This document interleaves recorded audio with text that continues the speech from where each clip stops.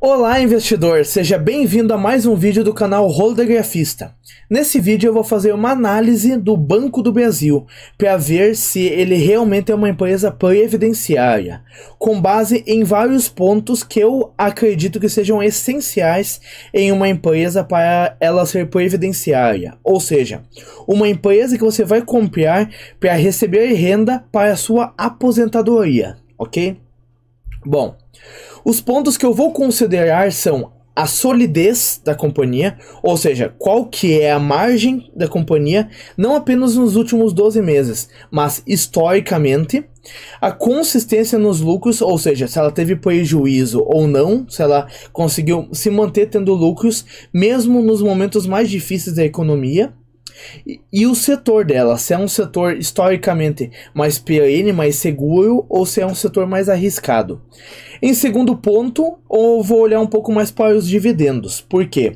Por uma empresa previdenciária, a gente quer uma empresa que pague dividendos, ok? Para a gente receber uma renda recorrente ali e conseguir viver disso no futuro. Para isso, eu vou ver se ela tem pagamentos consistentes, ou seja, se durante vários anos ela chegou a pagar dividendos em todos os anos, sem faltar em nenhum ano sequer. Pagamentos frequentes, porque eu acredito que o ideal para quem quer viver de dividendos seja uma empresa que paga com uma frequência maior, ou seja, mais de uma vez ao ano. Então eu vou avaliar isso nessa empresa aqui especificamente e nos próximos vídeos também. E se o dividend yield é satisfatório, ou seja, se a renda que você está recebendo é suficientemente interessante para que você consiga viver dela, ok? Aí a parte do endividamento controlado, se é uma empresa muito arriscada ou não, se ela está se expondo muito ao risco ou não. Normalmente eu utilizo o que? Os indicadores dívida líquida sobre EBITDA, ou seja, a dívida da empresa sobre a geração de caixa dela, ou a dívida líquida sobre o patrimônio líquido. Mas nesse caso aqui eu vou usar outros dois indicadores, principalmente, para conseguirmos ter um nível, conseguirmos ter uma noção de qual que é o nível de risco de um banco, por causa que os indicadores utilizados normalmente para instituições financeiras são um pouco diferentes. No caso do Banco do Brasil, eu vou usar o índice de Basileia e o índice de imobilização. Mais para frente eu vou explicar bem certinho o que significa cada um deles. E é claro, se essa empresa tem um controlador com objetivos alinhados. Nesse caso aqui eu já vou até adiantar. O que acontece? O controlador do Banco do Brasil é o governo federal. O governo federal, para ele conseguir se financiar, pagar benefícios, pagar os salários de toda a sua folha salarial, né, dos empregados do governo, eles querem sim receber dividendos. Então eles pressionam suas estatais para que elas sempre mantenham um payout adequado. O que é o payout? É quanto do lucro líquido que essas empresas distribuem para seus acionistas. Então, nesse ponto, eu já posso adiantar que sim, o Banco do Brasil tem um controlador interessante alinhado com nós, porque ele quer receber dividendos também. Bom, e aqui começando pela solidez da companhia agora. Vou começar pela margem líquida, que é basicamente o quê? Você pega a geração de caixa da companhia, vai fazendo todos os descontos, e o que sobra no final é o lucro líquido. A margem líquida é basicamente esse lucro líquido em relação ao faturamento inicial da companhia, entendeu? É uma porcentagem, quanto que sobra em relação ao total que ela gerou no início. Aí nós conseguimos ver que lá em 2009, melhor dizendo, estava por volta de 20%, chegou a cair bastante, agora recuperou. Mas eu gosto de olhar uma média de todos esses anos. E numa média, esse indicador ficou em quase 12%. O que eu particularmente gosto numa empresa previdenciária? Primeiro, uma empresa que nunca teve margem líquida negativa, ou seja, não teve prejuízo, isso com exceção de algumas empresas específicas, como algumas empresas de commodities. Só que daí é uma análise um pouco mais diferente. Essas empresas mais perenes aqui, eu acabo exigindo que a margem líquida dela nunca tenha sido negativa, então isso significa que ela nunca apresentou prejuízos, e numa média eu acabo gostando de uma que teve uma média de margem líquida acima de 10%. No caso do Banco do Brasil, ele teve quase 12%, portanto ele passa nesses filtros, ok? Bom, aqui eu estou trazendo o lucro líquido e já de bônus já junto a distribuição de dividendos, mas mais para frente eu vou me aprofundar nisso. Aqui nós conseguimos ver que desde quando esse histórico foi tirado, que foi lá 2011, 2012, até os tempos atuais, em nenhum trimestre sequer ele anunciou prejuízos. No caso, as barrinhas azuis são o lucro que esse banco teve, ó. O máximo que aconteceu foi o lucro diminuir, mas ele nunca reportou prejuízo. Então isso mostra o nível de solidez que esse banco tem. Ao mesmo tempo que as barrinhas verdes são os dividendos que ele distribuiu, ou seja, o payout em relação a esse lucro líquido. Mas o importante notar aqui é que ele manteve uma constância no lucro líquido e nunca apresentou prejuízos. Agora, em questão dos setores, o que acontece? Os setores que historicamente são mais seguros de toda a bolsa, que acabam sendo geralmente o foco dos investidores previdenciários que querem uma empresa que gere dividendos, são as empresas do setor BEST, que são basicamente os bancos, energia elétrica, saneamento básico, seguros e telecomunicações. E essas empresas aqui que juntas formam o BEST. E o que acontece? O Banco do Brasil ele está inserido justamente em uma delas, que é os bancos. Ou seja, em mais esse filtro, ele acaba passando de uma empresa previdenciária. Daí aqui, a distribuição de dividendos. O que eu costumo avaliar aqui? Se essa empresa ela pagou dividendos em todos os anos, nos últimos 10 anos, pelo menos, é um histórico que eu utilizo que é minimamente aceitável, os últimos 10 anos, se ela pagou dividendos todos os últimos 10 anos, e se entre os altos e baixos, esses dividendos foram crescentes com o passar do tempo. Não precisa todo ano ser crescente em relação ao ano anterior, porque pode acontecer momentos difíceis do mercado, como por exemplo aconteceu em 2016 ou em 2020, e os dividendos caírem de maneira pontual, ok? Mas entre altos e baixos, eu gosto de olhar uma tendência de alta no longo prazo para os dividendos dessas companhias. E exatamente isso nós conseguimos ver aqui nesse gráfico. Aqui nós conseguimos pegar o histórico de dividendos desde 1998. E como nós podemos ver, desde 1998 até os dias atuais, o Banco do Brasil não falhou em um ano sequer. Pagou dividendos em todos esses anos. E conseguimos ver justamente o que eu falei, entre altas e baixas, mas a tendência vem de alta. A tendência no longo prazo é os dividendos do Banco do Brasil crescerem. Então isso me enche os olhos, porque realmente é uma empresa que tem tudo para continuar crescendo seus dividendos no longo prazo e, é claro, não falhar na distribuição deles. Agora, o outro ponto que é a frequência na distribuição de dividendos. Aqui, pelo mapa do dividendo inteligente que foi projetado pelo AGF, eles projetam, de acordo com o histórico do Banco do Brasil, que ele costuma anunciar dividendos 4 vezes ao ano, o que para mim já é uma frequência boa. Eu acabo focando em empresas que distribuem pelo menos 2 vezes ao ano, ou seja, de maneira semestral, para eu conseguir ter um fluxo de caixa mais frequente ali e já receber, já poder reinvestir para comprar mais ações e assim tanto passar por alguma situação difícil quando lá na frente eu estiver vivendo de dividendos, né? Porque eu consigo receber um fluxo mais frequente, aí caso eu passar por uma dificuldade financeira, logo já vou receber mais capital e vou poder arcar com aquele custo. Ao mesmo tempo que agora, enquanto eu estou na jornada de crescimento de patrimônio e de crescimento dessa renda passiva, para lá na frente poder viver dela, o que acontece? Um fluxo mais frequente me permite justamente eu reinvestir com mais frequência.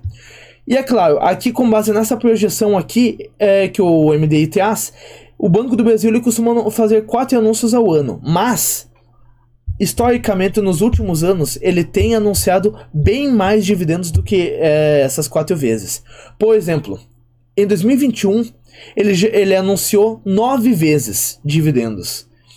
E em 2022, até o momento em que eu estou gravando esse vídeo, ele já fez 5 anúncios de dividendos. Só no ano de 2022. Ou seja, já ultrapassou aqui essa expectativa aqui de 4 anúncios ao ano. Já ultrapassou. Já fez 5 anúncios. Então é uma excelente empresa para quem busca um dividendo recorrente, uma renda recorrente na sua carteira. Aí, lembra o que eu falei do dividend yield satisfatório, um mínimo de dividend yield? Aqui eu consegui pegar o dividend yield de dentro da plataforma do AGF+, desde 1998 até 2022. E fiz uma média de dividend yield de todos esses anos. E numa média, ele pagou 5,7% de dividend yield historicamente. É claro que teve anos que foi mais, teve anos que foi menos, só que isso não depende apenas da distribuição dos dividendos em si, acaba dependendo também da cotação das suas ações. Mas nós conseguimos ver que historicamente, Banco do Brasil é sim uma empresa que remunerou muito bem os seus acionistas em questão de dividendos. Então é uma excelente empresa para quem busca essa distribuição de uma maneira que consiga compensar o investimento nele. E aqui, outro ponto que eu gosto de trazer também, que é o payout, que é quanto do lucro líquido final do banco que ele está distribuindo para os seus acionistas, entendeu? E o que acontece? Eu costumo olhar assim, ó, o payout, um payout baixo para mim não é problema, desde que o dividend yield da companhia seja suficientemente satisfatório. Por quê? Eu acabo gostando porque um payout baixo significa que ela está distribuindo uma porcentagem menor do lucro líquido.